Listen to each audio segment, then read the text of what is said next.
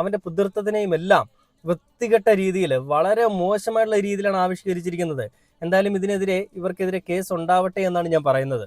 കാരണം ഒരാണിന്റെ മേൽ കയറി ഇരുന്നുകൊണ്ട് അങ്ങ് ആധിപത്യം സ്ഥാപിക്കാനായിട്ട് ശ്രമിക്കുകയാണ്. ഈ പുരുഷ മേധാവിത്വം മാറണം, സ്ത്രീകൾക്ക് ഒരു ആധിപത്യം വേണമെന്ന് നമ്മളെല്ലാവരും പുരോഗമന ചിന്തകളുള്ള എല്ലാവരും ചിന്തിക്കുന്നുണ്ട്. പക്ഷേ അങ്ങനെ ഒരു കാര്യം വരുമ്പോഴും ഈ പറയുന്ന രീതിയിൽ വേടൻ മാത്രമല്ല, ഒരു പുരുഷൻ മേൽ കയറി ഇരുന്നുകൊണ്ട് ആധിപത്യം വേണം, മേധാവിത്വം വേണം എന്ന് പറഞ്ഞുകൊണ്ട് എല്ലാ കൊള്ളരുതായ്മയും ചെറ്റത്തരങ്ങളും കാണിക്കാമെന്നുള്ളതല്ല അതിൽ പറയുന്നത്. അതായത് പുരുഷന്മാർക്കെതിരെ തങ്ങൾക്ക് കുറച്ച് ഈ പറയുന്ന രീതിയിൽ കുറച്ച് ആനുകൂല്യങ്ങൾ ഉണ്ടല്ലോ എന്നുള്ളത് മനസ്സിലായത് കൊണ്ടും ഒരു പെണ്ണ് പറയുന്നത് എല്ലാവരും അംഗീകരിക്കുമെന്നുള്ളത് അറിയാവുന്നത് കൊണ്ടും ആ വേടനെതിരെയും അതേപോലെ തന്നെ ഈ നാട്ടിലുള്ള പല ആണുങ്ങൾക്കെതിരെയും സ്ത്രീകളെ ഒരു ഉപകരണമാക്കി ഉപയോഗിച്ചുകൊണ്ടാണ് പല സംഘികളും കളിക്കുന്നത്.